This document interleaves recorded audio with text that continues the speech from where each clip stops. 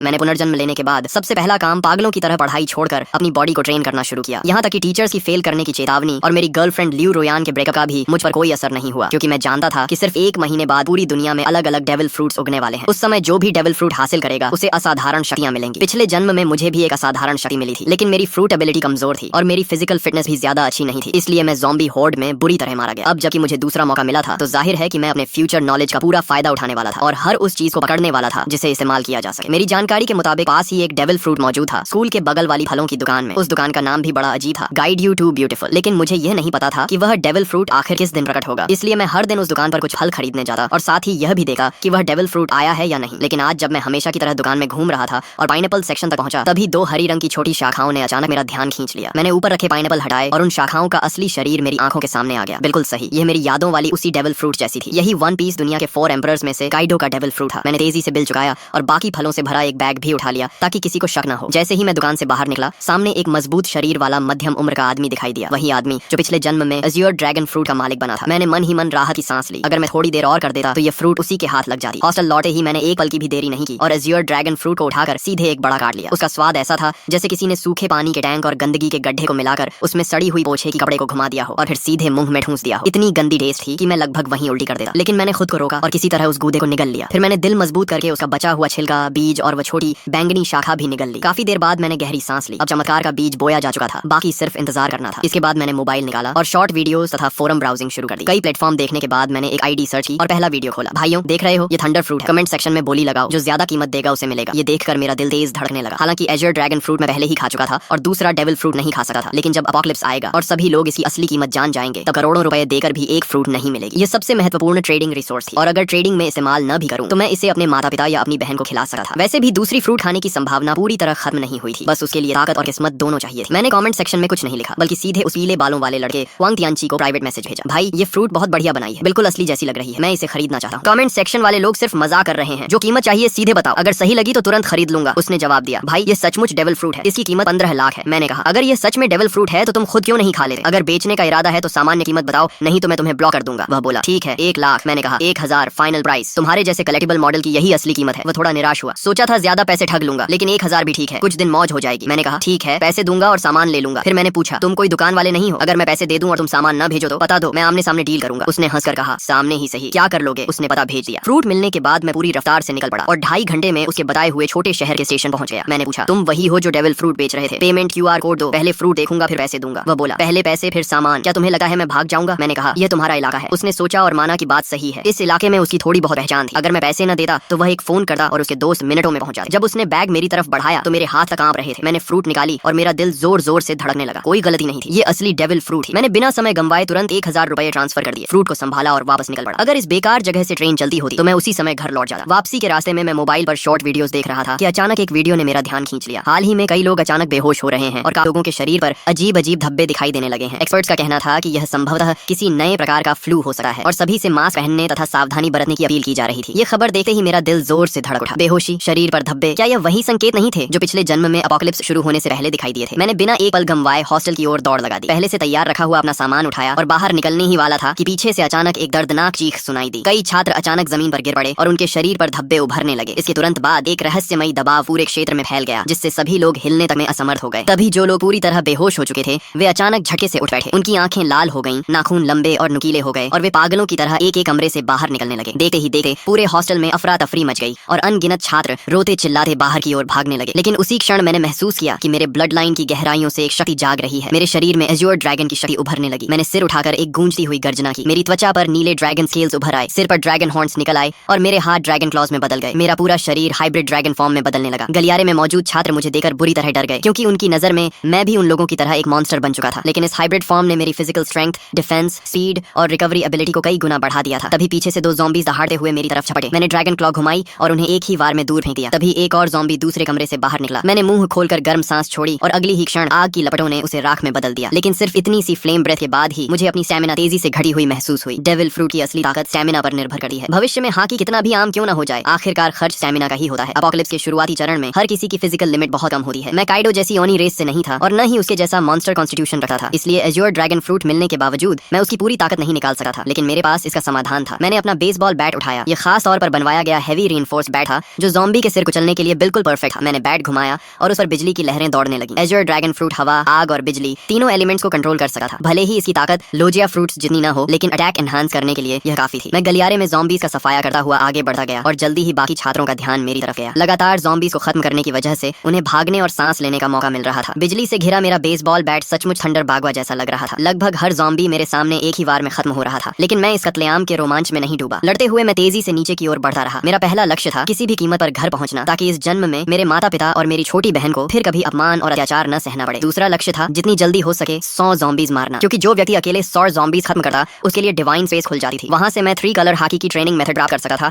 और अपनी ताकत तेजी से बढ़ा सकता था। एज़्योर ड्रैगन उड़ सकता था, लेकिन मेरी मौजूदा स्टैमिना इतनी नहीं थी कि मैं उड़कर घर पहुंच सकूं। इसलिए मैं लोहे के बैट को घुमाते हुए एज़्योर ड्रैगन वॉर गॉड की तरह आगे बढ़ता गया। मेरे पीछे बड़ी संख्या में छात्र जमा हो गए जो मेरे पीछे पीछे निकलना चाहते थे, लेकिन उन्हें नहीं पता था कि एपोकलिप्स में कहीं भी सेफ प्लेस नहीं होती। कई बार हॉस्टल का दरवाजा बंद करके अंदर छिपे रहना ज्यादा समय तक जिंदा रख सकता था। जब मैं हॉस्टल से बाहर निकला तो नीचे का दृश्य देखकर मेरी आंखें सिकुड़ गईं। यह स्कूल कभी एक मास ग्रेव यार्ड हुआ करता था। कैंपस में यह अफवाह मशहूर थी कि यहाँ यिन एनर्जी बहुत ज्यादा है और इसी वजह से आसपास रहने वाले लोग अक्सर बीमार पड़ जाते थे। बाद में एक फेंग शुई मास्टर ने सलाह दी थी कि यहाँ एक स्कूल बनाया जाए ताकि युवाओं की यांग एनर्जी इस जगह की यिन एनर्जी को दबा सके। लेकिन अब जो कंकाल वर्षों से जमीन के नीचे दफन थे, ज़ॉम्बी वायरस के प्रभाव से सभी जमीन फाड़कर बाहर निकल आए थे और जो भी जीवित इंसान दिख रहा था उस पर हमला कर रहे थे। कोई मुझे बचाओ! पूरे कैंपस में हाहाकार मचा हुआ था। हर कोई जान बचाने के लिए भाग रहा था। लोग घबराहट में एक दूसरे से टकरा रहे थे, लेकिन मैंने किसी पर ध्यान नहीं दिया और सीधे मेन गेट की दिशा में बढ़ता गया। रास्ते में चाहे ज़ॉम्बी मिले या स्केलेटन मॉन्स्टर, मैंने सबको अपने बैट से कुचल दिया। आखिरकार जब मैं स्कूल गेट तक पहुंचा तभी मेरा शरीर अचानक रुक गया। सिर्फ मैं ही नहीं, सभी लोग और यहाँ तक कि ज़ॉम्बीज भी वहीं थम गए। ऐसा लगा जैसे पूरे संसार का टाइम फ्रीज हो गया हो। फिर मेरी आंखों के सामने अंधेरा छा गया। Divine descent, devil fruits have arrived, divine space activated. जब मैंने दोबारा आंखें खोली तो खुद को एक रहस्यमयी स्थान में पाया। यहाँ न समय था, न दिशा, न कोई वास्तविक स्थान। केवल 2 लाइट स्क्रीन्स मौजूद थी, एक बड़ी और एक छोटी। बड़ी स्क्रीन पर लिखा था डिवाइन शॉप और छोटी स्क्रीन पर लिखा था पर्सनल पैनल। पिछले जन्म में मैं इन चीजों से भली भांति परिचित था। यह किसी अज्ञात सत्ता द्वारा दिया गया अवसर था, जहाँ पॉइंट्स के बदले टेक्निक्स, इक्विपमेंट, स्किल्स और रिसोर्सेज खरीदे जा सकते थे। तभी घोषणा हुई, आप पहले व्यक्ति हैं जिसने 100 ज़ॉम्बीज का शिकार किया है। आपको डिवाइन रिवॉर्ड प्राप्त होगा। आपने एपोकलिप्स शुरू होने के 10 मिनट के भीतर 100 पॉइंट्स प्राप्त कर लिए हैं, इसलिए आपको विशेष रिवॉर्ड दिया जाएगा। इसके बाद मेरे सामने 3 विकल्प आए। पहला रिवॉर्ड था परफेक्ट फ्रूट, जो मेरे एज़्योर ड्रैगन फ्रूट को पूर्ण अवस्था में पहुंचा देता। इसके बाद फ्रूट की सभी साइड इफेक्ट्स समाप्त हो जाती। मैं सी स्टोन और सी वाटर से प्रभावित नहीं होता और यहाँ तक कि दूसरा डेविल फ्रूट भी खा सकता था बिना शरीर फटे। दूसरा रिवॉर्ड था हॉकी जीनियस। इसके लिए किसी ट्रेनिंग या पॉइंट्स की जरूरत नहीं थी। मुझे तुरंत 3 कलर हॉकी जागृत हो जाती और बिना अभ्यास के भी धीरे धीरे बढ़ती रहती। यदि मैं ट्रेनिंग करता तो इसकी ग्रोथ स्पीड 2 गुनी हो जाती। तीसरा रिवॉर्ड था ज़ॉम्बी स्लेयर डिवाइन वेपन। मुझे अपनी पसंद का सुप्रीम ग्रेड वेपन मिलता जो ज़ॉम्बीज को 2 गुना डैमेज देता। फ्रूट, हॉकी या वेपन, 3 में से एक चुनना था। पहला और तीसरा रिवॉर्ड तुरंत कॉम्बैट पावर बढ़ाते थे, जबकि दूसरा धीरे धीरे ताकत बढ़ाता, लेकिन उसकी पोटेंशियल लिमिट कहीं अधिक थी। पिछले जन्म के अनुभव के अनुसार बाद के चरणों में भी हॉकी कभी आउटडेटेड नहीं हुई थी। मैं कुछ क्षण सोच में पड़ गया। तभी मुझे काइडो की कही बात याद आई, हॉकी ही असली आधार है। रॉजर और गार्ब के पास कोई डेविल फ्रूट नहीं थी, फिर भी वे दुनिया के सबसे शक्तिशाली योद्धा बने। यहाँ तक कि काइडो ने हॉकी को इतना महत्व दिया कि उसने अपनी फ्रूट अवेकनिंग तक पर ज्यादा ध्यान नहीं दिया। ये सोचते ही मैंने फैसला कर लिया, ताकतें जितनी ज्यादा हों उतना अच्छा नहीं। असली बात यह है कि किसी एक ताकत को उसकी सीमा तक पहुंचाया जाए। एज़्योर ड्रैगन फ्रूट कितनी शक्तिशाली बनेगी, ये पूरी तरह मेरी फिजिकल स्ट्रेंथ पर निर्भर था। अगले ही क्षण मैंने हॉकी जीनियस चुन लिया। तुरंत 3 कलर हॉकी मेरे भीतर जाग उठी। काली ऊर्जा की एक पतली परत मेरी मुट्ठियों पर चढ़ गई। यह आर्मामेंट हॉकी थी। इसके बाद मैंने कुछ पॉइंट्स खर्च करके 5 वाटर मीट खरीदे, जो तेजी से स्टैमिना रिकवर करने वाला फूड था और लड़ाई में लंबे समय तक टिकने में मदद करता था। पर्सनल पैनल सिर्फ स्टेटस स्क्रीन नहीं थी, बल्कि कम्युनिकेशन डिवाइस भी थी। एपोकलिप्स में जब मानव सभ्यता टूट गई थी, तब लोग इसी पैनल के कम्युनिकेशन फंक्शन से संपर्क बनाए रखते थे। इसमें अलग अलग चैनल्स भी बने हुए थे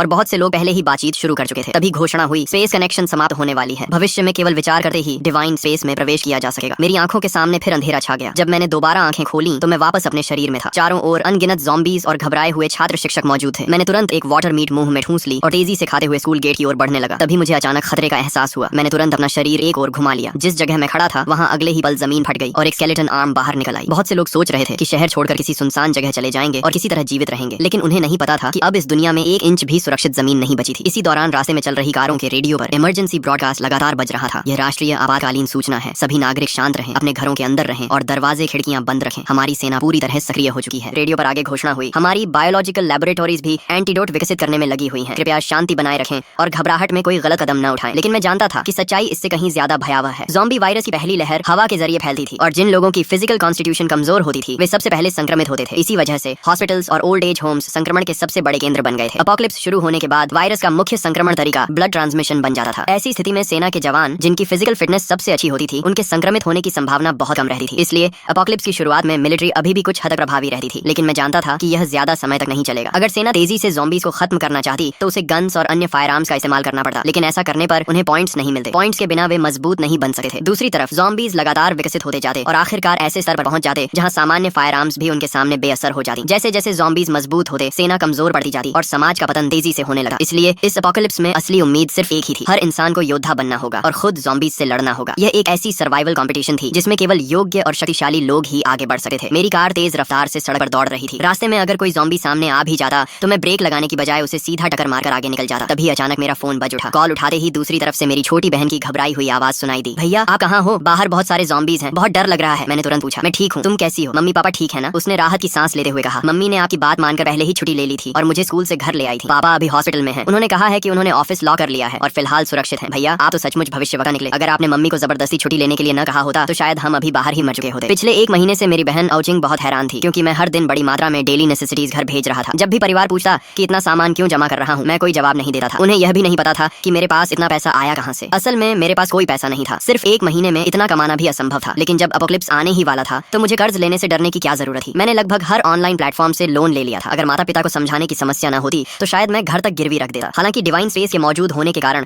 बहुत ज्यादा रिसोर्सेज जमा करने की जरूरत भी नहीं थी। यह सामान सिर्फ इमरजेंसी के लिए था। हम बात ही कर रहे थे कि सामने एक लग्जरी कार अचानक रास्ते में कूद पड़े ज़ॉम्बी से बचने की कोशिश में पलट गई। उसी पल एक भयानक चेन कलिजन शुरू हो गई। पीछे आ रही कई गाड़ियां एक दूसरे से टकरा गईं और कुछ ही सेकंड में सड़क पर तबाही मच गई। कई लोग वहीं मारे गए। लेकिन मैं पहले से जानता था कि ऐसा होगा। अब रुकना संभव नहीं था। मैंने तुरंत अपना बैकपैक और बेसबॉल बैट पकड़ा, एज़्योर ड्रैगन फॉर्म में बदल गया और कार की छत तोड़कर सीधे आसमान में उड़ गया। बादलों और धुंध ने मेरे विशाल ड्रैगन बॉडी को ऊपर उठाया और मैं तेजी से आसमान की ओर बढ़ गया। ये चमत्कारी दृश्य देखकर सड़क पर मौजूद सभी लोग स्तब्ध रह गए। पहले से भयानक कार एक्सीडेंट अब और भी ज्यादा अराजक हो गया। लेकिन मुझे नीचे हो रहे हंगामे से कोई मतलब नहीं था। मैं सीधे बादलों के बीच घुस गया और अपने घर की दिशा में उड़ने लगा। बीच बीच में मैं बैकपैक से वाटर मीट निकाल कर खाता ताकि स्टैमिना रिकवर होती रहे। मेरी मौजूदा ताकत इतनी नहीं थी कि मैं लगातार लंबे समय तक उड़ सकूं। आखिरकार जब सारी वाटर मीट खत्म हो गई तो मुझे जमीन पर उतरना पड़ा और मैं वापस ह्यूमन फॉर्म में बदल गया। मैंने आसपास नजर दौड़ाई। फिलहाल वहां कोई ज़ॉम्बी दिखाई नहीं दे रहा था। मैंने तुरंत डिवाइन स्पेस में प्रवेश किया और फिर से 5 वाटर मीट एक्सचेंज कर ली और उन्हें बैकपैक में भर लिया। इस समय मेरे बैकपैक में सिर्फ 5 वाटर मीट और एक हंडर फ्रूट थी। एक वाटर मीट खाने के बाद मैंने दोबारा उड़ान नहीं भरी क्योंकि वाटर मीट स्टैमिना तो रिकवर कर सकती थी, लेकिन अगर लगातार उसी पर निर्भर रहा जाए तो स्टैमिना कंजम्पशन और तेज हो जाती थी। साथ ही मेंटल फटीग को यह बिल्कुल रिकवर नहीं कर सकती थी। मैंने मैप खोला और अपनी स्थिति देखी। मुझे किसी हाईवे तक पहुंचना था और वहां से एक व्हीकल हासिल करनी थी। दिशा तय करने के बाद मैं फिर से एज़्योर ड्रैगन में बदल गया। इस बार मैं सिर्फ 10 मिनट उड़ा और जल्द ही नीचे एक हाईवे दिखाई देने लगी जहां अनगिनत व्हीकल तेज रफ्तार से दौड़ रही थी। मेरा लक्ष्य था कोई मजबूत ऑफ रोड एसयूवी ढूंढना। नीचे सड़क पर मौजूद कई लोगों ने आसमान में उड़ते एज़्योर ड्रैगन को देख लिया था। तुरंत लोगों ने अपने फोन्स निकालकर वीडियो बनाना शुरू कर दिया और उसे डिवाइन स्पेस के कम्युनिकेशन चैनल पर अपलोड कर दिया। दोस्तों मैंने ड्रैगन देखा है, बहुत बड़ा एज़्योर ड्रैगन, कम से कम 10 मीटर लंबा होगा, किसी ने लिखा। दूसरे ने जवाब दिया, ये जरूर काइडो का एज़्योर ड्रैगन फ्रूट होगा। पता नहीं किस लकी आदमी को इतनी ताकतवर मिथिकल बीस्ट फ्रूट मिल गई। तभी किसी और ने लिखा, मुझे भी कभी थंडर फ्रूट मिली थी लेकिन मैंने उसे नकली समझकर बेच दिया। ये मैसेज लिखने वाला वही पीले बालों वाला हुआंग तियनची था। उसे अब पछतावे से खुद को मार लेने का मन कर रहा था। आखिर उसने असली थंडर फ्रूट सिर्फ 1000 रुपए में बेच दी थी। जीजू से यूजो जाने वाले हाईवे के ऊपर उड़ते हुए मैं आखिरकार एक बेहद मजबूत दिखने वाली ऑफ रोड एसयूवी पर नजर टिकाने ही वाला था। मैं नीचे उतरकर राइड लेने की तैयारी कर रहा था कि तभी मेरी नजर सड़क किनारे खड़े एक विशाल पेड़ पर पड़ी। वहाँ किसी चीज की हल्की लेकिन रहस्यमयी चमक टिमटिमा रही थी। मैंने पहले ही अनुमान लगाया था कि दुनिया में प्रकट होने वाले अधिकांश डेविल फ्रूट्स ज़ोन टाइप के होंगे। हालांकि मिथिकल बीस्ट फ्रूट्स भी उतने दुर्लभ नहीं थे जितना लोग सोचते थे। आखिर दुनिया की हर संस्कृति और हर सभ्यता में अनगिनत मिथिकल क्रीचर्स, डिवाइन बीस्ट और डीमोनिक मॉन्स्टर्स मौजूद थे। उन सभी के आधार पर नई मिथिकल बीस्ट फ्रूट्स जन्म लेने वाली थी। लेकिन भले ही मिथिकल फ्रूट्स की संख्या बढ़ जाए फिर भी वे सबसे शक्तिशाली फ्रूट्स में गिनी जाती थी। मैंने अपने ड्रैगन क्लॉ से उस चमकी हुई फ्रूट को तोड़ा और उसे पीछे लटके बड़े बैकपैक में रख लिया। जब मेरे पॉइंट्स 1000 तक पहुंच जाएंगे तब डिवाइन स्पेस में एक नया फंक्शन अनलॉक होगा, डेविल फ्रूट आइडेंटिफिकेशन। उसकी मदद से मैं किसी भी फ्रूट की एबिलिटी पहले से जान सका था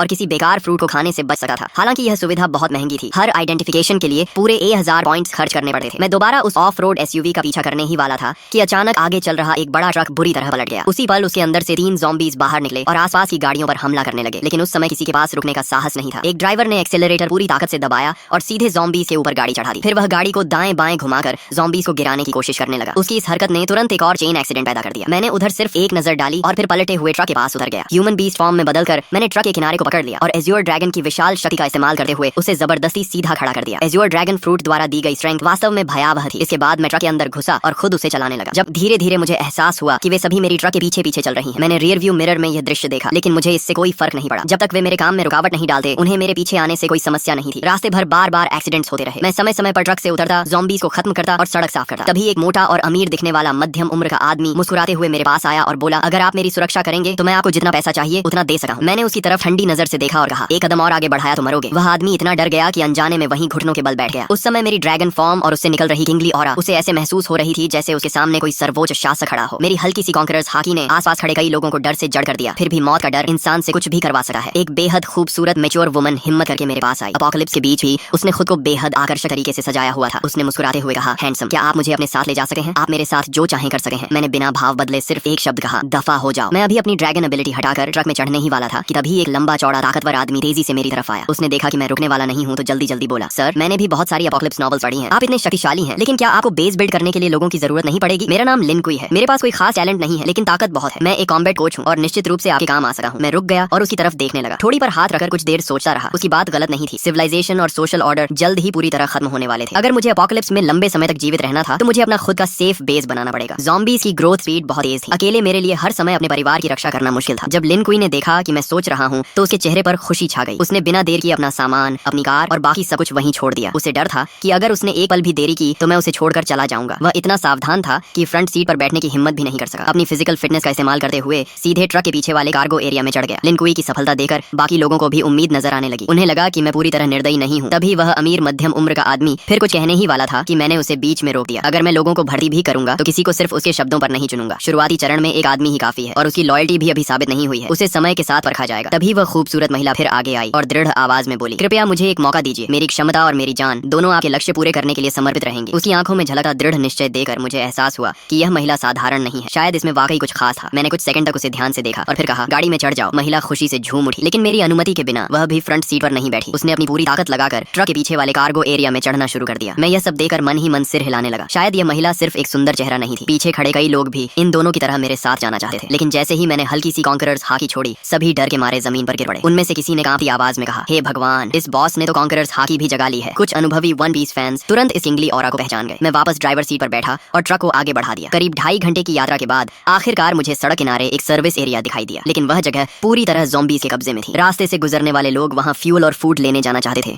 लेकिन वहाँ मौजूद ज़ॉम्बीज़ की भारी संख्या देखकर हिम्मत नहीं कर पा रहे थे। मगर मुझे इसकी चिंता नहीं थी। जैसे ही ट्रक वहाँ रुका, ज़ॉम्बीज़ का एक बड़ा झुंड हमारी तरफ दौड़ पड़ा। वे ड्राइवर कैबिन में तो नहीं घुस सके थे, इसलिए ट्रक के पीछे चढ़कर लिन कुई और उस महिला पर हमला करने की कोशिश करने लगे। दोनों डरकर कार्गो एरिया के अंदर दुबक गए और सिर तक बाहर निकालने की हिम्मत नहीं कर पाए। मैं ट्रक से उतरा, ह्यूमन बीस्ट फॉर्म में बदला और बेसबॉल बैट घुमाते हुए कुछ ही सेकंड में ट्रक पर चढ़ रहे कई ज़ॉम्बीज़ के सिर कुचल दिए। तभी मुझे एहसास हुआ कि पीछे पीछे आ रहा पूरा व्हीकल कॉन्वॉय भी इस सर्विस एरिया तक पहुंच चुका था। वे लोग चाहते थे कि मैं ज़ॉम्बीज़ को खत्म कर दूं ताकि वे आराम से फ्यूल और सप्लाईज ले सकें। लेकिन जैसे ही उनकी गाड़ियां वहां पहुंची, अगले ही पल ज़ॉम्बीज़ का विशाल झुंड उन गाड़ियों की ओर टूट पड़ा और मजबूर होकर वह पूरा व्हीकल कॉन्वॉय सर्विस एरिया छोड़कर आगे निकल गया। उधर मैं एक एक वार में ज़ॉम्बीज़ को खत्म करता गया और कुछ ही देर में पूरे सर्विस एरिया को साफ कर दिया। सिर्फ एक ज़ॉम्बी मैंने लिन कुई के लिए छोड़ी ताकि वह प्रैक्टिस कर सके। आखिर वह एक कॉम्बैट कोच था, इसलिए उसकी स्ट्रेंथ, स्पीड और कॉम्बैट रिफ्लेक्सेस वाकई अच्छे थे। जब तक मैं फ्यूल भरकर लौटा, तब तक उसने भी उस ज़ॉम्बी को सफलतापूर्वक मार गिराया था। सप्लाईज इकट्ठा करने के बाद मैंने आखिरकार उस छिपाव पहने खूबसूरत महिला का नाम पूछा। हालांकि वह दिखने में पतली दुबली थी और पहली नजर में ज्यादा उपयोगी नहीं लगी थी, लेकिन जब से वह मेरी ट्रक पर चढ़ी थी, उसने खुद को काफी अच्छा साबित किया था। ज़ॉम्बीज़ के ट्रक पर चढ़ने के दौरान भी उसने चीख पुकार नहीं मचाई थी। इससे मेरे मन में उसके लिए सम्मान थोड़ा और बढ़ गया। जैसे ही मैंने उसका नाम पूछा, उसने तुरंत जवाब दिया, मेरा नाम लियू मेंकियन है। मैंने कहा, अब से फ्रंट सीट पर बैठो, ट्रक के कार्गो एरिया में चढ़ने की जरूरत नहीं है। ये सुनते ही उसने सिर झुकाकर कहा, जी मास्टर। उसके मुंह से निकला यह संबोधन मुझे फिर से चौंका गया। उसने मेरा नाम तक नहीं पूछा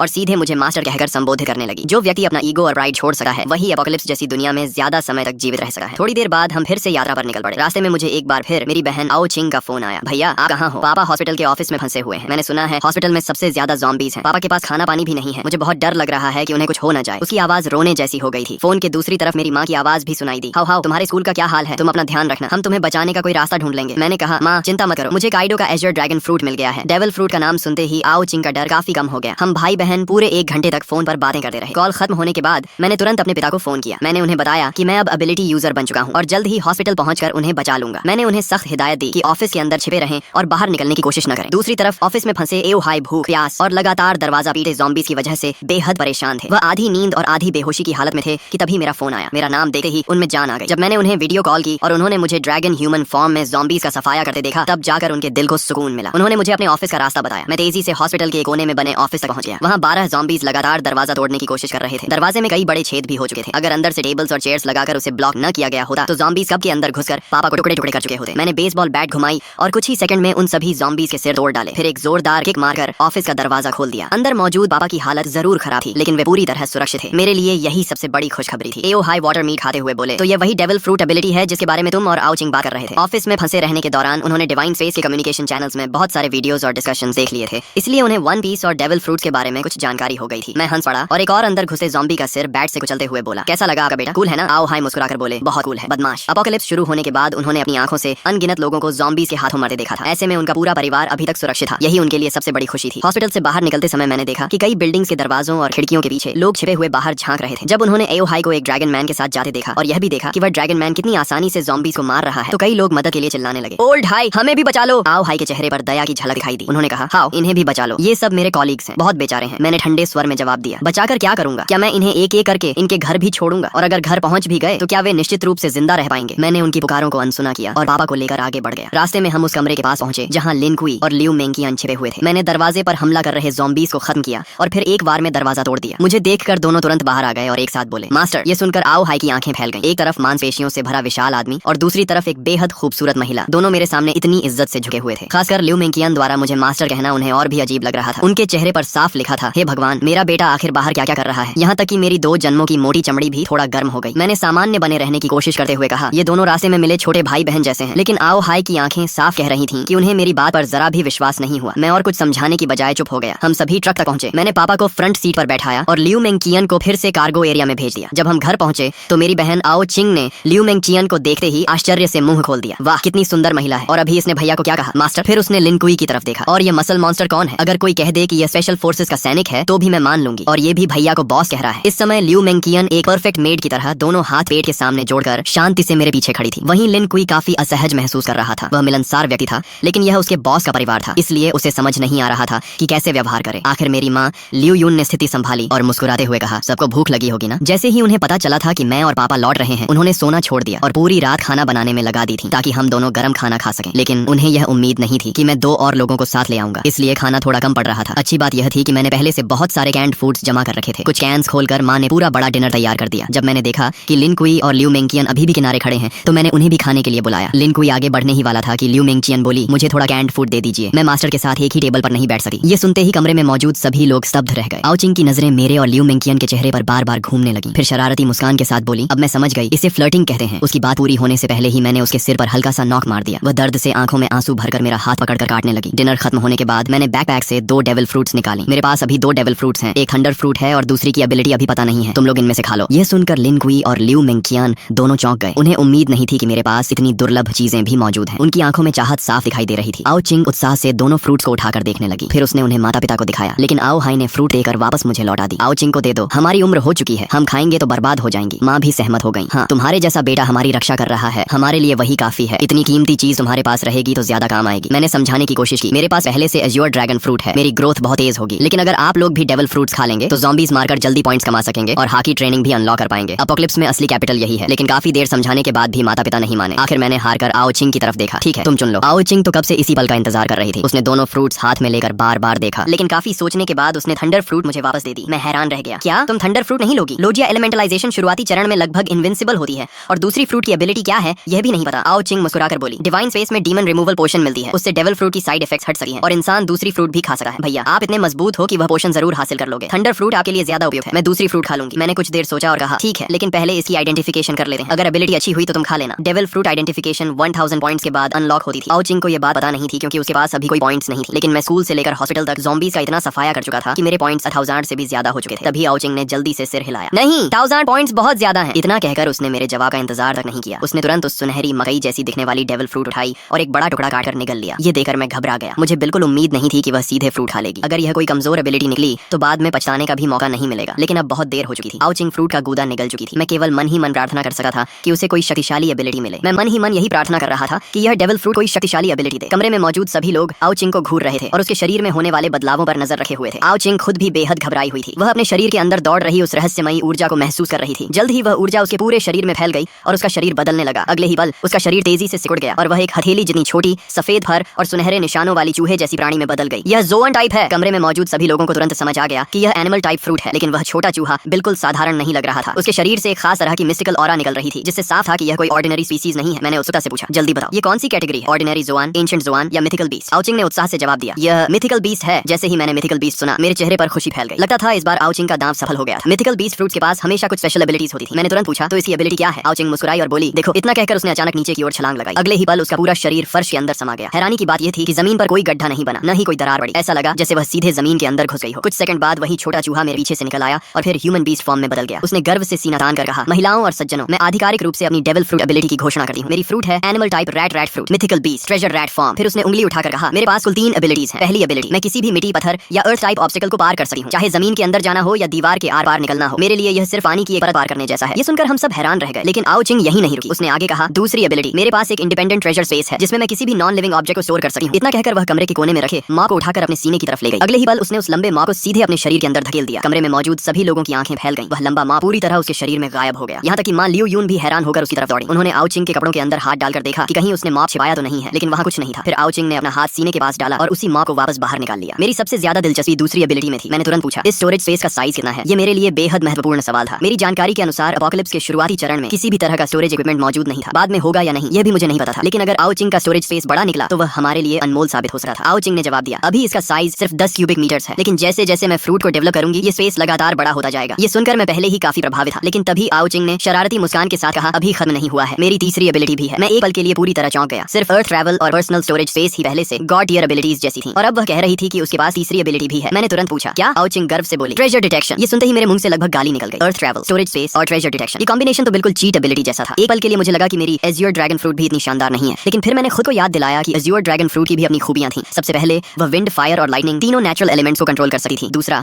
वह क्लाउड राइडिंग की मदद से उड़ने की एबिलिटी देती थी। और तीसरा, वह अन्य अधिकांश जोआन फ्रूट्स की तुलना में कहीं ज्यादा स्ट्रेंथ, डिफेंस, स्पीड और रिकवरी प्रदान करती थी। तुलना करने पर साफ था कि एज्योर ड्रैगन कॉम्बैट के लिए बनी थी, जबकि ट्रेजर रैट कॉम्बैट के बाहर सपोर्ट और एक्सप्लोरेशन के लिए बनी थी। लेकिन तभी आओ चिंग का चेहरा थोड़ा उदास हो गया। उसने कहा, इस फ्रूट की एक कमजोरी भी है। दूसरे जोआन यूजर्स की तरह बीस्ट फॉर्म में जाने पर मुझे कोई स्ट्रेंथ या डिफेंस बूस्ट नहीं मिलता, बल्कि बीस्ट फॉर्म में मेरी कॉम्बैट पावर लगभग 0 हो जाती है। फिर उसने ह्यूमन बीस्ट फॉर्म दिखाते हुए कहा, और ह्यूमन बीस्ट फॉर्म में भी मुझे लगभग कोई फिजिकल एनहांसमेंट नहीं मिलती। मेरी स्ट्रेंथ और डिफेंस एक सामान्य इंसान जैसी ही रहती है। इतना कहने के बाद वह फिर मुस्कुराई, लेकिन मेरी स्पीड बहुत ज्यादा है। मुझे लगता है कि मेरी स्पीड बोनस बाकी मिथिकल जोआन यूजर्स से कम 2 गुनी है। उसके चेहरे पर गर्व साफ दिखाई दे रहा था। सच कहूं तो ये कॉम्बैट ओरिएंटेड डेविल फ्रूट नहीं थी, लेकिन इसकी यूटिलिटी शायद एज्योर ड्रैगन फ्रूट से भी ज्यादा मूल्यवान थी। आखिर ट्रेजर डिटेक्शन का मतलब क्या था? अपोकलिप्स के इस दौर में दुनिया का सबसे बड़ा ट्रेजर क्या था? जवाब लगभग तय था, डेविल फ्रूट्स। हालांकि सिर्फ डेविल फ्रूट्स ही नहीं, भविष्य में अलग अलग सीक्रेट रेल्म्स और मिस्टिकल डंजन्स भी खुलने वाले थे। और आओ चिंग की यह एबिलिटी हमें उन सभी जगहों पर छिपे हुए ट्रेजर्स, रिसोर्सेज और अपॉर्चुनिटीज ढूंढने में बेहद बड़ी बढ़त देने वाली थी। यह सोचकर मेरे मन में एक ही विचार आया, शायद हमारी पूरी फैमिली की किस्मत अभी अभी बदल गई थी। भविष्य में खुलने वाले सीक्रेट रेल्म्स और मिस्टिकल डंजन्स में भी हमें इस एबिलिटी की वजह से बहुत बड़ा फायदा मिलने वाला था। मैंने कुछ देर सोचने के बाद थंडर फ्रूट आओ चिंग को देते हुए कहा, इसे अपने ट्रेजर स्पेस में रखो। फिलहाल पूरी दुनिया में इससे ज्यादा सुरक्षित जगह कोई नहीं है। थंडर फ्रूट की असली कीमत समझने के बाद मैंने उसे एओ चिंग के स्टोरेज स्पेस में रखवा दिया। इसके बाद मैंने अपने पॉइंट्स में से सभी को 30 पॉइंट्स दिए ताकि वे 3 कलर हॉकी की ट्रेनिंग मेथड एक्सचेंज कर सकें। आखिर बिना डेविल फ्रूट के भी अगर कोई हॉकी को उसकी सीमा तक विकसित कर ले तो वह एक शक्तिशाली योद्धा बन सकता था। वहीं दूसरी तरफ डेविल फ्रूट होने के बावजूद अगर किसी की हॉकी कमजोर हो तो वह अपोकलिप्स में धीरे धीरे पीछे छूट जाता। इसके बाद मैंने डिवाइन स्पेस से सभी के लिए एक साधारण मिलिट्री नाइफ एक्सचेंज की। सारी तैयारी पूरी होने के बाद मैं सभी को लेकर घर से बाहर निकल गया। बिल्डिंग के नीचे अनगिनत ज़ॉम्बीज इधर उधर भटक रहे थे। मैं ड्रैगन ह्यूमन फॉर्म में बदला और एक ज़ॉम्बी को बैट से मारकर जमीन पर गिरा दिया ताकि वह हिल न सके। फिर मैंने अपने पिता से कहा, पापा इस नाइफ से इसे खत्म कीजिए। आओ हाय कुछ क्षण झिनके। आखिर वह ज़ॉम्बी बनने से पहले एक इंसान ही था। उनके लिए किसी इंसान जैसे दिखने वाले प्राणी को मारना आसान नहीं था। तभी आओ चिंग आगे बढ़ी और बोली, भैया पापा को मैं डेमोन्स्ट्रेशन देती हूँ। उसने तुरंत अपनी लॉन्ग नाइफ निकाली और एक ही वार में ज़ॉम्बी का सिर अलग कर दिया। हवा में सड़ी हुई बदबू फैल गई। आओ हाय ने नाक सिकोड़ ली, लेकिन एक डॉक्टर होने की वजह से वह ज्यादा नहीं घबराए। मैंने फिर एक और ज़ॉम्बी को पकड़कर जमीन पर गिरा दिया। इस बार लियू मिंकियान खुद आगे आई और उसने ज़ॉम्बी को खत्म कर दिया। दोनों लड़कियों को देखकर आखिर आओ हाय ने भी हिम्मत जुटाई और अपनी पहली ज़ॉम्बी को खुद मार गिराया। उसके बाद मां लियू युन ने भी एक ज़ॉम्बी को खत्म किया। जहां तक लिन कुई की बात थी, वह पहले से ही अकेले एक ज़ॉम्बी से लड़ सकता था। कॉम्बैट कोच होने की वजह से उसकी कॉम्बैट एबिलिटी मेरे परिवार के बाकी लोगों से कहीं बेहतर थी। अब उन सभी के पास हॉकी ट्रेनिंग मेथड थी। आर्मामेंट हॉकी की असली ट्रेनिंग एक्सट्रीम फिजिकल कंडीशनिंग और लगातार कॉम्बैट के जरिए होती थी। मैंने सबकी तरफ देखते हुए कहा, पापा आप लोग फिलहाल घर के आसपास ट्रेनिंग कीजिए, मैं दूर जाकर ज़ॉम्बीज साफ करूंगा। अपोकलिप्स में ताकतवर बनने का सबसे बड़ा तरीका था लगातार लड़ाई के जरिए शरीर को मजबूत करना। ज़ॉम्बीज से लड़ने पर सिर्फ फिजिकल ग्रोथ ही नहीं होती थी, बल्कि पॉइंट्स भी मिलते थे। और पॉइंट्स अब इस दुनिया की नई करेंसी थी। उनसे डिवाइन स्पेस में सामान खरीदा जा सकता था और दूसरे सर्वाइवर्स के साथ ट्रेडिंग भी की जा सकती थी। पुरानी मनी सिस्टम अब पूरी तरह बेकार हो चुकी थी। जैसे ही मैंने जाने की तैयारी की, आओ चिंग दौड़ कर आई और मेरे हाथ से लिपट गई। भैया मैं भी आपके साथ चलूंगी। मैंने सिर हिलाकर कहा, नहीं, मैं आसपास के ज़ॉम्बीज साफ कर दूंगा। तुम लोग थक जाओ तो घर वापस आ सकते हो, लेकिन मेरे साथ दूर जाना बहुत खतरनाक है और वैसे भी तुम्हारी डेविल फ्रूट कॉम्बैट में ज्यादा मजबूत नहीं है। आओ चिंग ने तुरंत जवाब दिया, लेकिन मुझे साउथ वेस्ट डायरेक्शन में ट्रेजर महसूस हो रहा है। मैं आपको ट्रेजर हंट में मदद कर सकती हूँ। उसकी बात सुनते ही मैं ठिठक गया। ट्रेजर? इस समय दुनिया में सबसे मूल्यवान ट्रेजर क्या हो सकता था? लगभग निश्चित रूप से डेविल फ्रूट। मैं कुछ सेकंड सोचता रहा और फिर बोला, ठीक है, लेकिन मेरे पास से एक कदम भी दूर मत जाना। इसके बाद मैंने लिन कुई को कुछ निर्देश दिए और आओ चिंग को साथ लेकर साउथ वेस्ट डायरेक्शन में चल पड़ा। हम दोनों ह्यूमन बीस्ट फॉर्म में थे। ट्रेजर रैट फॉर्म की स्पीड देखकर मैं सचमुच हैरान रह गया। उसकी स्पीड इतनी ज्यादा थी कि ज़ॉम्बीज उसके कपड़ों तक को छू नहीं पा रहे थे। ऊपर से उसकी अर्थ ट्रैवल एबिलिटी तो और भी ज्यादा अजीब थी। हालांकि उसकी अटैक पावर ज्यादा नहीं थी, लेकिन वह हिट एंड रन स्ट्रेटजी से ज़ॉम्बीज को आराम से खत्म कर सकती थी। जब मैंने एक ज़ॉम्बी का सिर बैट से कुचल दिया, तभी आओ चिंग ने भी अपनी नाइफ से एक ज़ॉम्बी का सिर अलग कर दिया। लेकिन लगातार एबिलिटी इस्तेमाल करने की वजह से वह तेजी से थकने लगी थी। फिर भी वह हाँफते हुए मेरी तरफ गर्व से देखने लगी, जैसे कह रही हो जल्दी मेरी तारीफ करो। उसकी उम्मीद भरी आंखें देखकर मैं मुस्कुरा पड़ा और कहा, मेरी छोटी बहन तो बहुत कमाल की है। मेरी तारीफ सुनते ही उसकी आंखें खुशी से आधी बंद हो गईं। उसके चेहरे पर 2 प्यारे डिंपल्स उभर आए। लेकिन कॉम्बैट के बीच इतना रिलैक्स होना खतरनाक था। अचानक पीछे से एक ज़ॉम्बी उस पर झपटा। आओ चिंग तुरंत जमीन के अंदर घुसकर बचना चाहती थी, लेकिन उसकी स्टैमिना बहुत ज्यादा खर्च हो चुकी थी। वह अपनी एबिलिटी एक्टिवेट ही नहीं कर पाई। ज़ॉम्बी तेजी से उसके करीब पहुंच रहा था। ठीक आखिरी क्षण में मैंने बैट घुमाकर ज़ॉम्बी को दूर उड़ा दिया। आओ चिंग जोर जोर से सांस लेने लगी। आखिर उसने मेरी तरह पिछले 1 महीने तक पागलों की तरह ट्रेनिंग नहीं की थी, न ही उसके पास हॉकी जीनियस जैसी टैलेंट थी। मेरी दी हुई पॉइंट्स की मदद से उसने सिर्फ हॉकी की ट्रेनिंग मेथड हासिल की थी, लेकिन अभी तक हाकी जागृत नहीं हुई थी। ट्रेजर रैट फॉर्म भी फिजिकल स्ट्रेंथ में कोई खास बूस्ट नहीं देती थी, इसलिए वह अब तक लड़ पा रही थी। यही उसकी मेहनत और सामान्य फिटनेस का नतीजा था। कुछ देर बाद आउचिंग ने अचानक साउथ वेस्ट की ओर इशारा किया। उधर ट्रेजर उसी दिशा में है, मैं आपको रास्ता दिखाती हूँ। इतना कहकर उसने अपनी लॉन्ग नाइफ ट्रेजर स्पेस में रखी और बीस्ट फॉर्म में बदलकर मेरे कंधे पर कूद गई। हथेली जितनी छोटी सफेद चूहियां मेरे ड्रैगन स्केल्स वाले गाल से अपना सिर रगड़ने लगी। मैंने तुरंत एजर ड्रैगन ट्रांसफॉर्मेशन एक्टिवेट कर दी। अगले ही पल एक गगनभेदी ड्रैगन रोअर पूरे शहर में गूंज उठा। वह गर्जना इतनी शक्तिशाली थी कि आसपास की बिल्डिंग्स में छिपे हुए सभी लोग चौंक गए। लोग खिड़कियों और बैल्कनीज से बाहर झांकने लगे और फिर उन्होंने एक अविश्वसनीय दृश्य देखा। एक विशाल एज्योर ड्रैगन बादलों और धुंध पर कदम रखते हुए आसमान की ओर उड़ रहा था और कुछ ही क्षणों में बादलों के समुद्र के भीतर गायब हो गया। अगर एज्योर ड्रैगन बॉस हमारे बीएन सिटी तक आ ही गए हैं तो क्या वह पूरे शहर के ज़ॉम्बीज साफ कर देंगे? किसी ने आसमान में उड़ते एज्योर ड्रैगन का वीडियो रिकॉर्ड करके डिवाइन स्पेस के कम्युनिकेशन चैनल पर अपलोड कर दिया। जो लोग ज़ॉम्बीज से लड़ने की हिम्मत नहीं जुटा पा रहे थे वे अपने घरों में छिपे हुए थे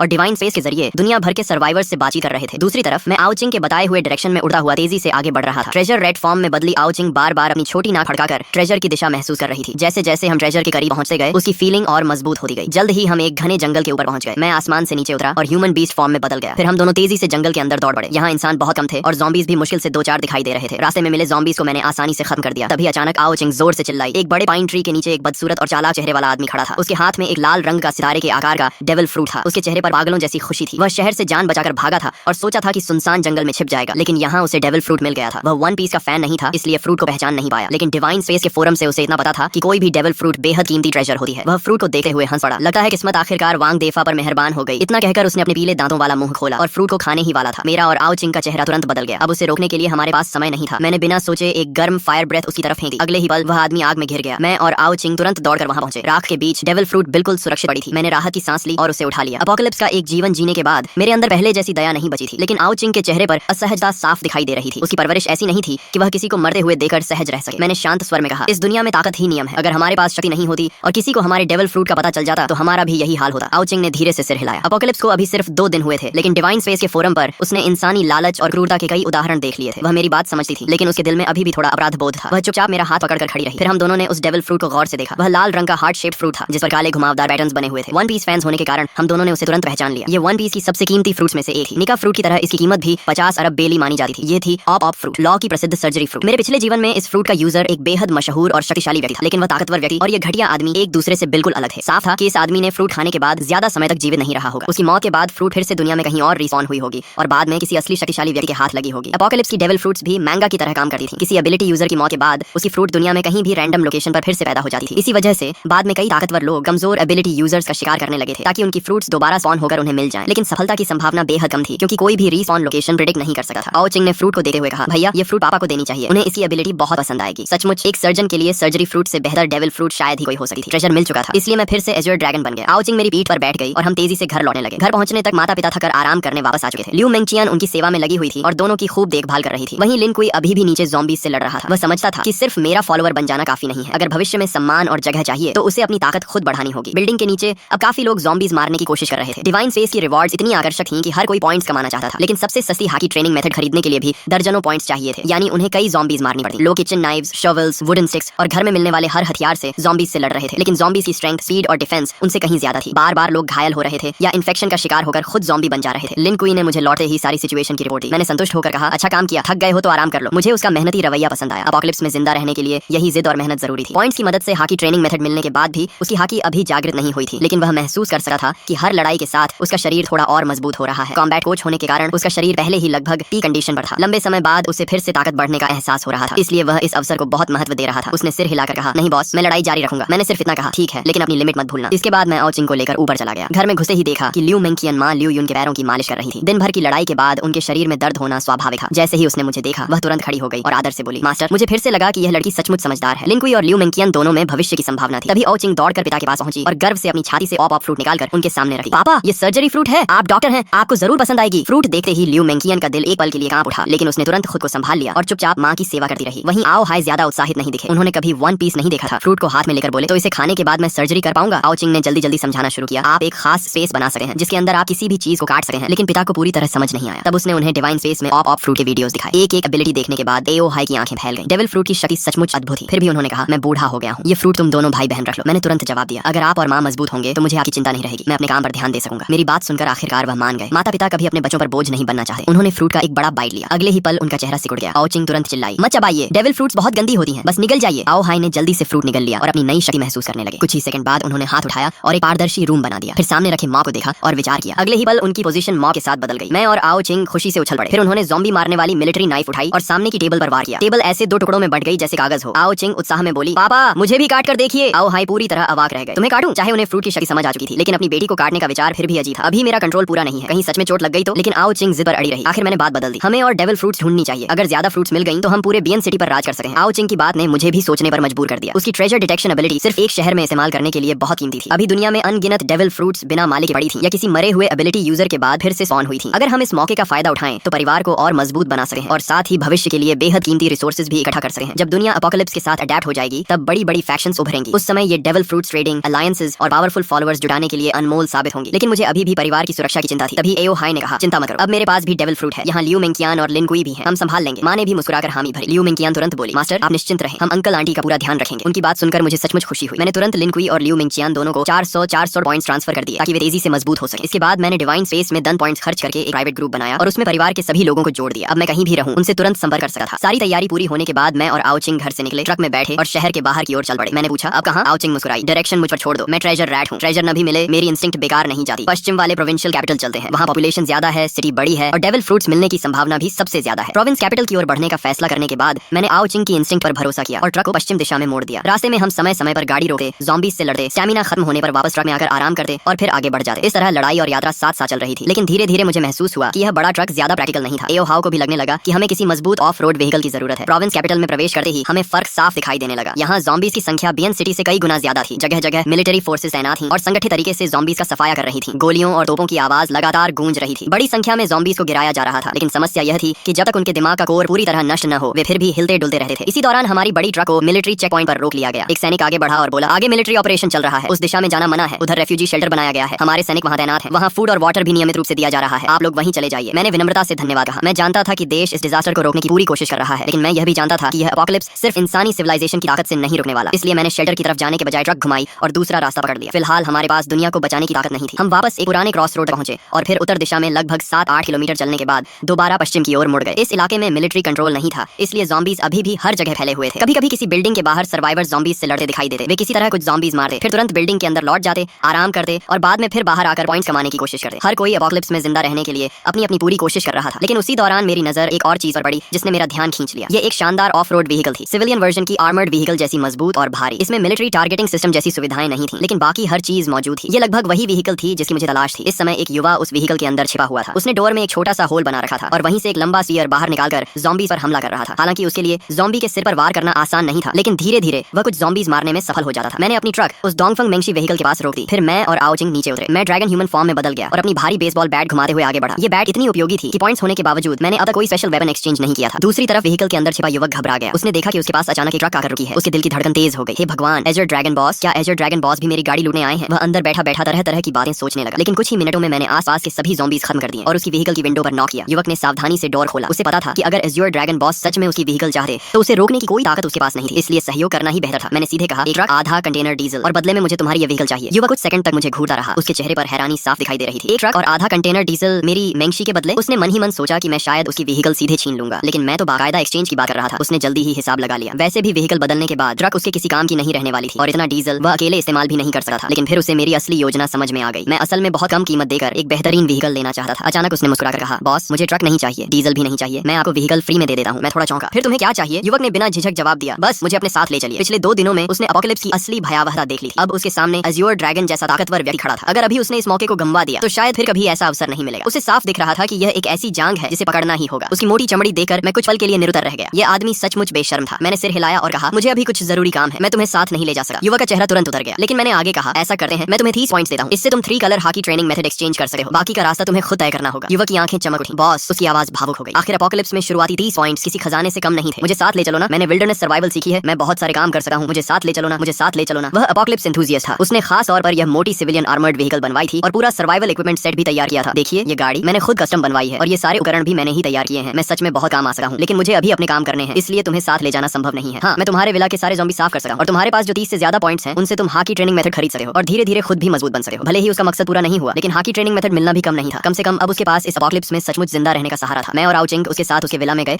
और उसके ज़ॉम्बी बन चुके परिवार वालों और पालतू कुत्ते को खत्म कर दिया। अच्छी तरह ट्रेनिंग करना, एक दिन तुम भी एपोकलिप्स पावर हाउस बन सकते हो। बॉस, मेरा नाम लिन तियान है, क्या आप अपना नाम बता सकते हैं? अगर मैं आपको ढूंढना चाहूँ तो कहाँ आऊँ? उसकी जिद देखकर मैंने सोचा बताने में कोई नुकसान नहीं। अगर इस आदमी में सचमुच टैलेंट हुआ तो भविष्य में इसे अपने साथ लिया जा सकता है। मेरा नाम आओ हाउ है, मेरा घर बयान शहर में है। अगर तुम पैदल चलकर बयान शहर पहुंच गए तो मैं तुम्हें अपने साथ रखने पर विचार करूंगा। आओ हाउ, सिर्फ पैदल बयान शहर पहुंचना है ना? मैं जरूर पहुंचूंगा। असल में सिर्फ जॉम्बी मारने से कोई फायदा नहीं होता, चाहे उनका सिर काट दो, लेकिन मरे हुए जॉम्बी बाद में दूसरे जॉम्बी खा जाते हैं और उनसे एवोल्यूशन शुरू हो जाती है। अगर जॉम्बियों को पूरी तरह खत्म करना है तो उनकी लाशों को आग लगाकर पूरी तरह जला देना होगा। लेकिन जब जॉम्बी की लाशें जलती हैं तो उनके शरीर में जमा वायरस हवा में फैल जाता है, जिससे हवा में वायरस की मात्रा और बढ़ जाती है और कमजोर लोगों के संक्रमित होने की संभावना भी बढ़ जाती है। इतना ही नहीं, ऊंचे तापमान पर वायरस और भी ज्यादा ताकतवर हो जाता है। ये सचमुच एक दुविधा है। इसका एकमात्र समाधान हाकी कल्टीवेशन है। हाकी असल में शरीर को चरम सीमा तक मजबूत करने की प्रक्रिया है। जब शरीर पर्याप्त मजबूत हो जाए तब इंसान जॉम्बी, वायरस और जॉम्बियों दोनों से नहीं डरता। बाकी सारे तरीके सिर्फ अस्थायी समाधान है। काश तुम्हारा ट्रेजर स्पेस थोड़ा और बड़ा होता तो हम सारा डीजल अपने साथ ले जा सकते थे। अभी ईंधन सीमित है, इसलिए हमारी खोज का दायरा भी सीमित है। तुम्हें लगता है मैं नहीं चाहती? डेविल फ्रूट एबिलिटी डेवलपमेंट इतना आसान नहीं होता। और हाँ, ये जंक फूड कम खाया करो। थक जाओ तो डिवाइन स्पेस शॉप से एक वाटर मीट खरीद लेना, उससे ताकत जल्दी वापस आती है। यह सुनकर मैं तुरंत उत्साहित हो गया। जैसे ही सुना कि आगे कोई खजाना है, मैंने रास्ते में जॉम्बी मारना लगभग बंद कर दिया और पूरी स्पीड से आओ शिंग द्वारा बताए गए दिशा में बढ़ने लगा। लेकिन जब हम आखिरकार वहां पहुंचे तो पता चला कि मामला आसान नहीं है। वहां एक फैक्ट्री थी जिसके चारों तरफ लोहे की जाली लगी हुई थी। बाहर बहुत सारी मशीनें और टूटी फूटी मेज कुर्सियां जमा करके बैरिकेड बनाया गया था ताकि जॉम्बी अंदर न घुस सके। बैरिकेड के पीछे लोगों ने फैक्ट्री के औजारों से लंबे डंडों वाले हथियार तैयार किए थे, जिनसे वे बैरिकेड तोड़ने की कोशिश करने वाले जॉम्बियों को मार रहे थे। फैक्ट्री के अंदर भी काफी लोग लगातार गश्त कर रहे थे ताकि कोई जॉम्बी अंदर न घुस पाए। अगर कोई जॉम्बी जाली पर चढ़ने की कोशिश करता तो तुरंत कोई लंबा भाला लेकर उसे नीचे गिरा देता। ये जगह अब एक शुरुआती सेफ बेस बन चुकी थी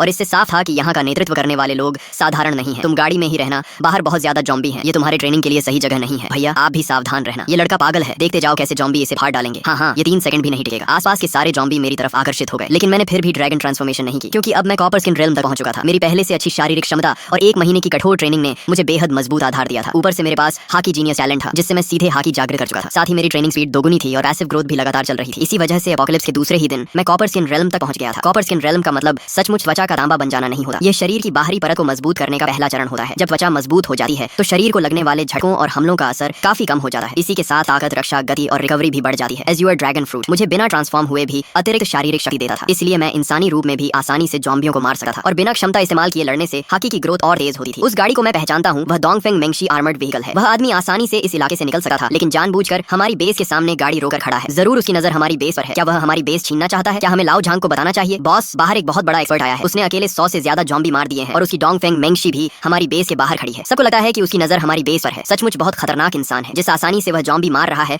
उसे देखकर बहुत दबाव महसूस हो रहा है। अगर उसका इरादा खराब हुआ तो क्या हम उससे लड़ भी पाएंगे? पूरे 1 घंटे बाद फैक्ट्री के उत्तरी गेट के बाहर के सारे जॉम्बी खत्म हो गए। मैंने अपने दर्द करते हाथ को झटका और सीधे फैक्ट्री के गेट तक पहुंच गया। मुझे अंदर जाकर एक चीज लेनी है। क्या लेने आए हो? जाहिर है मैं ये नहीं बता सकता था कि मैं डेविल फ्रूट लेने आया हूँ। ऐसा लग रहा था कि वह डेविल फ्रूट किसी बहुत छिपी हुई जगह पर है, वरना यहाँ के लोग उसे कब का खोज कर खा चुके होते। जैसे ही मैंने ये कहा, सामने खड़े लोग, दरवाजा खोलो। कब्जा किए हुए सैनिकों की कोई कहावत होती है ना, कुछ तो था, नकली चाल से दुश्मन को बहलाना। मैं भले ही एक साधारण मजदूर हूँ, लेकिन फौजी किताबें पढ़ता रहता हूँ। तुम हमें बेवकूफ नहीं बना सके। हमारे पास खुद खाने को कम है, तुम कहीं और जाओ। हाँ, हमें बेवकूफ मत बनाओ। अगर मैं जबरदस्ती अंदर जाना चाहूँ तो मैं कोई अच्छा इंसान नहीं हूँ, लेकिन आमतौर पर बिना वजह लोगों पर हमला भी नहीं करता। उम्मीद है तुम लोग समझदारी दिखाओगे। धत्ते तेरे की, हम इतने लोग हैं, हम तुमसे क्यों डरे? हिम्मत है तो अंदर आकर दिखा, देखते हैं कौन किससे डरता है। मैं भी देखना चाहता हूँ कि तुम क्या कर लोगे। तभी एक अदृश्य दबाव चारों ओर फैल गया। मजदूरों को ऐसा लगा जैसे किसी राजा की भयंकर किंग ऑरा उनके सामने उतर आई हो। उनके दिलों में डर भर गया। कुछ लोग तो वहीं घुटनों के बल गिर पड़े। सबसे डरपोक लोग तो सीधे बेहोश हो गए। केवल लाओ झांग और कुछ लोग जिन्होंने हाकी ट्रेनिंग शुरू कर दी थी मेरी तरफ देख पा रहे थे। यह तो निश्चित रूप से कॉन्करर्स हाकी है। बॉस, इसे अंदर आने दीजिए। इसके सामने झुकना शर्म की बात नहीं है। हाँ, ताकतवर ही राजा होता है, इसमें शर्म कैसी? मैंने कॉन्करर्स हाकी छोड़ने के बाद बातचीत जारी रखने का इरादा छोड़ दिया था। समय बर्बाद करने का कोई मतलब नहीं था। मेरी बेसबॉल बैट पर काली चमक लिपट गई। मैंने पूरी ताकत से वार किया और मजदूरों द्वारा बड़ी मेहनत से बनाई गई बाधा एक ही झटके में टूट गई। लाओ झांग ने अपना हथियार कसकर पकड़ा, लेकिन आखिरकार हमला करने की हिम्मत नहीं जुटा पाया। शायद वह सोच रहा था कि जॉम्बी का सिर ज्यादा मजबूत है या उसका अपना। आओ चिंग, इधर आओ। मेरी आवाज सुनते ही आओ। चिंग ने चाबी निकाली, गाड़ी से कूदकर नीचे उतरी और उछलती कूदती मेरी तरफ दौड़ी। वह अपनी छोटी नाक से सूंघती हुई मुझे गोदाम के पीछे ले जाने लगी। क्या बात है, हट जा यहाँ से छोटे बदमाश। क्या कहा तूने? मुझसे ऐसे बात करने की हिम्मत कैसे हुई? अभी तुझे दरवाजे पर लटका दूंगी और साथ में इतनी खूबसूरत लड़की भी लाया है। किस क्लब से उठाकर लाया है इसे? अभी इसे फैक्ट्री के लड़कों के साथ। श्याओ यान, इसे मार डालो, मैं इससे लड़ूंगा। भाइयों सब साथ आओ, हमारी औरत का अपमान हुआ है, इस दुष्ट को नहीं छोड़ना चाहिए। अगर कोई मुझे गाली देता तो शायद मैं नजरअंदाज कर देता, लेकिन अगर कोई मेरे परिवार को गाली दे तो मैं उसे खून की कीमत चुकवाता हूँ। आओ चिंग, कई बार इंसानों का दिल जॉम्बियों और राक्षसों से भी ज्यादा डरावना होता है। अब तुम जॉम्बी मार सकी हो, लेकिन क्या तुम इंसान को मार सकी हो? व्यवस्था खत्म हो चुकी है। अगर कोई तुम्हारा अपमान करे या तुम्हें सताए तो उसे खून से सबक सिखाना होगा। अगर इस एपोकलिप्स में जीना है तो बेकार की दया छोड़नी होगी। जो मुझे नहीं छेड़ेगा मैं उसे नहीं छेड़ूंगा, लेकिन जो मुझे छेड़ेगा वह चाहे कितनी भी दूर हो उसे खत्म कर दूंगा। वो डेविल फ्रूट यूजर है। आओ चिंग, एपोकलिप्स रूल याद रखो, जड़ से खत्म करो। अगर दुश्मनी पैदा हो गई है तो भविष्य का खतरा भी खत्म कर दो। भैया, जिसने आपको गाली दी वह तो मर चुका है, बाकी लोग निर्दोष हैं, उन्हें छोड़ दो। आओ चिंग, यही तो एपोकलिप्स है। छोटी सी बहस भी जानलेवा संघर्ष में बदल सकती है और हर संघर्ष का अंत किसी न किसी की मौत या चोट से ही होता है। पिछले जन्म में मुझे लगा था कि सिर्फ अपने दुश्मन को मार देना काफी है। मुझे लगा था मैं काफी निर्दयी हूँ, लेकिन आखिर में मेरी वही बेवजह की दया मेरी मौत का कारण बनी। इस जन्म में चाहे लोग मुझे शैतान ही क्यों न कहें, मैं फिर कभी नरमी नहीं दिखाऊंगा। हम उस जगह पहुंचे जिसे आओ चिंग महसूस कर रही थी। ये फैक्ट्री की कैंटीन का फूड स्टोरेज था। मैंने एक ही बार में दरवाजा तोड़ दिया और नीचे दबे हुए एक फलों की टोकरी में छिपा डेविल फ्रूट निकाल लिया। यह भी एक ऐसा फल था जिसे मैं पहचान नहीं पा रहा था। लेकिन जैसे ही मैं फैक्ट्री के गेट तक पहुंचा, मैंने देखा कि मेरी गाड़ी गायब थी। हालांकि आओ चिंग चाबी निकाल चुकी थी, लेकिन दुनिया में ताले खोलने वाले उस्तादों की कमी नहीं थी। मैं तुरंत एज़्योर ड्रैगन बन गया और आओ चिंग को लेकर आसमान में उड़ गया। कुछ ही देर में मुझे अपनी गाड़ी दिखाई दे गई। मैं आसमान से नीचे झपटा और एक ही टक्कर में गाड़ी पलट दी। बॉस प्लीज मुझे मत मारिए, प्लीज वापस गाड़ी में बैठने के बाद आओ चिंग पूरे रास्ते चुप रही। आज उसने पहली बार मुझे इतनी बेरहमी से लोगों को मारते देखा था। उसे लग रहा था जैसे मैं उसका वही पुराना भाई नहीं हूँ। आप बहुत डरावने हो। आओ चिंग याद रखो, अब एपोकलिप्स है। हमारे परिवार के अलावा किसी पर भी आसानी से भरोसा नहीं किया जा सकता। भैया क्या आप रीबर्थ होकर आए हो? क्या आप सच में दोबारा जन्म लेकर आए हो? मैं अंदर ही अंदर चौंक गया। क्या मैंने कहीं कोई गलती कर दी थी? इसे अचानक ऐसा क्यों लगा? आपने पागलों की तरह राशन जमा किया, माँ को छुट्टी लेकर इसे घर लाने के लिए मजबूर किया और आपको सब कुछ पहले से पता था। और घर लौटने के बाद से आप बिल्कुल बदल गए हो। ऐसा लगता है जैसे आप कोई और इंसान हो। मेरे हिसाब से इसके सिर्फ दो कारण हो सकते हैं, या तो आप रीबर्थ होकर आए हो या फिर किसी और आत्मा ने आपका शरीर ले लिया है। आखिरी बात कहते समय उसकी आवाज कांपने लगी। वह मेरी तरफ देखने से भी डर रही थी। उसे डर था कि उसका भाई अब वही इंसान नहीं रहा। अरे ओ पगली, मुझे पता था मैं तुम्हें कभी नहीं छोड़ूंगा। भैया पिछले जन्म में आपकी मौत कैसे हुई थी? क्या मैं वहाँ भी इतनी ताकतवर थी? और मम्मी पापा कैसे थे? तुम सब मर गए थे। जिसने भी तुम्हें नुकसान पहुंचाया था मैं उसे टुकड़े टुकड़े कर देना चाहता था। फैक्ट्री छोड़ने के बाद हम पश्चिम की ओर बढ़ते रहे। रास्ते में जहाँ भी जॉम्बियों के झुंड मिलते हम उतरकर उनसे लड़ते। हाकी को मजबूत करने के लिए मैंने एज़्योर ड्रैगन पावर का इस्तेमाल लगभग बंद कर दिया था। आओ चिंग अभी तक हाकी अवेकनिंग नहीं कर पाई थी, इसलिए उसकी ताकत कम थी। लेकिन ट्रेजर माउस फॉर्म की स्पीड के सहारे वह भी आराम से जॉम्बियों से लड़ लेती थी। इस तरह हम लगातार 3 दिन पश्चिम की ओर बढ़ते रहे। 3 दिनों में हमें एक भी नया डेविल फ्रूट नहीं मिला। इससे आओ चिंग का उत्साह थोड़ा कम हो गया। उसे तो लगने लगा कि शायद उसकी क्षमता में ही कोई समस्या है। लेकिन मैंने उसे बताया कि यही सामान्य बात है। पिछले जन्म में जब मैं दूसरे चरण तक जिंदा था, तब एक बड़ी शक्ति द्वारा किए गए आंकड़ों के अनुसार दुनिया में कुल मिलाकर सिर्फ 10,000 से थोड़ा अधिक अलग अलग एबिलिटी यूजर्स पाए गए थे। भैया हमें उस दिशा में जाना चाहिए। आओ चिंग ने सड़क किनारे निकलने वाले एक छोटे रास्ते की ओर इशारा किया। मैंने नक्शा देखा और हैरान रह गया। वह रास्ता सीधे पहाड़ों के अंदर जाता था। पिछले जन्म में भी कई लोग पहाड़ों में छिप गए थे। वे इंसानों की भीड़ से तो बच गए, लेकिन मजबूत बनने का मौका खो बैठे और अंत में जंगलों में मारे गए। मुझे लगा है वहाँ कुछ अच्छा मिलेगा। आओ चिंग खुद भी पूरी तरह आश्वस्त नहीं थी, क्योंकि इंट्यूशन जैसी चीज पर भरोसा करना मुश्किल था। लेकिन मुझे उस पर भरोसा था, इसलिए मैंने गाड़ी सीधे पहाड़ों की ओर मोड़ दी। रास्ते में कोई जंबी नहीं था, इसीलिए गाड़ी पूरी रफ्तार से दौड़ने लगी। आओ चिंग आगे पैर हिलाते हुए बैठी थी, स्नैक्स खा रही थी और डिवाइन स्पेस फोरम में वीडियो पोस्ट देख रही थी। भैया अभी मैंने पोस्ट देखी, कोई आदमी रो रहा था कि उसे डेविल फ्रूट नहीं मिला। अरे अरे ये चेहरा क्यों बना रहे हो? पता है वह आदमी कौन है? वह खुद वेइटियान था। शायद बेचारा लेखक गुस्से से फट ही गया होगा। मुझे याद आया कि पिछले जन्म में भी उसका कोई खास नाम नहीं बना था। भले ही दुनिया उसी की बनाई कहानी जैसी हो गई थी, लेकिन अब उसका मूल लेखक से कोई खास संबंध नहीं बचा था। धीरे धीरे शाम होने लगी। मैंने तय किया कि आज रात सड़क किनारे ही रुकेंगे। जैसे ही हमने एक पहाड़ी मोड़ पार किया, सामने दूर रोशनी दिखाई दी। रोशनी का मतलब था कि वहाँ इंसान मौजूद है। लेकिन एपोकलिप्स में सबसे कम भरोसेमंद चीज इंसान ही होते हैं। मैं निर्दयी जरूर था, लेकिन बेगुनाह लोगों को यूं ही नुकसान पहुंचाने वाला नहीं था। फिर भी इंसानों का दिल बढ़ना मुश्किल होता है। किसी अजनबी के यहाँ रुकना बहुत खतरनाक था, इसलिए मैंने सड़क किनारे ही गाड़ी रोकी। वहाँ की रोशनी का थोड़ा फायदा लेते हुए हमने वहीं रात बिताने का फैसला किया। आओ चिंग ने गाड़ी के पीछे से कैंपिंग इक्विपमेंट निकाला और एक बड़ा टेंट लगाना शुरू कर दिया। हालांकि एपोकलिप्स बेहद खतरनाक था। मेरी सावधानी भरी देखभाल में आओ चिंग को कोई डर नहीं लगा, बल्कि उसे एक तरह का एक्साइटमेंट महसूस हुआ। भाई क्या हुआ? ये सी झोंग क्या है? यानी ये किस चीज का एंट्री पॉइंट है? भाई क्या आपने कभी जॉम्बी की आवाज सुनी है? जॉम्बी तो वैसे बोलते नहीं है, क्योंकि उनका शरीर सड़ चुका होता है और उनकी वोकल कॉर्ड्स भी खराब हो जाती हैं, इसलिए वे आवाज नहीं निकाल सकते। लेकिन जैसे जैसे जॉम्बी इवॉल्व होते हैं, उनका शरीर धीरे धीरे रिपेयर होने लगा है और उन्हें बेसिक ह्यूमन फंक्शंस वापस मिलने लगे हैं, जैसे आवाज निकालना। लेकिन इसके लिए कम से कम 1 स्टार जॉम्बी होना जरूरी होता है। अभी जो जॉम्बी हैं वे बिना लेवल के हैं, उनकी ताकत थोड़ी ज्यादा होती है और हड्डियां सख्त होती हैं, लेकिन उन्हें हराना मुश्किल नहीं होता। यहाँ तक कि आम इंसान भी उन्हें मार सकता है। लेकिन जब वे इंसानी मांस खाकर खुद को रिपेयर कर लेते हैं, तो उनकी स्पीड और स्ट्रेंथ बढ़ जाती है और वे ह्यूमन लाइक कॉम्बैट भी इस्तेमाल करने लगे हैं। तब वे 1 स्टार जॉम्बीज यानी मीट ईटर्स बन जाते हैं और उन्हें हराने के लिए कम से कम कॉपर स्किन रेल्म चाहिए होता है। यह जगह अब सुरक्षित नहीं है, तुम कार में वापस जाओ। अगर सिर्फ सामने वाले जॉम्बी होते तो ठीक है, लेकिन अगर 2 स्टार जॉम्बी आ गया तो हम खतरे में पड़ जाएंगे। मैं अभी सिर्फ कॉपर स्किन रेल्म में हूँ और जॉम्बीज से लड़ने के लिए आयरन बोन रेल्म चाहिए। लेकिन अभी एपोकलिप्स को शुरू हुए सिर्फ 5-6 दिन ही हुए हैं, इसलिए जॉम्बीज इतनी जल्दी इवॉल्व नहीं होने चाहिए। मैंने आओ चिंग को गाड़ी में भेज दिया और ह्यूमन ड्रैगन फॉर्म में स्टील की छड़ लेकर आवाज की दिशा में बढ़ गया। पास जाकर देखा तो एक पुराना टूटा हुआ मंदिर था जो पहाड़ी इलाके में था और बहुत जर्जर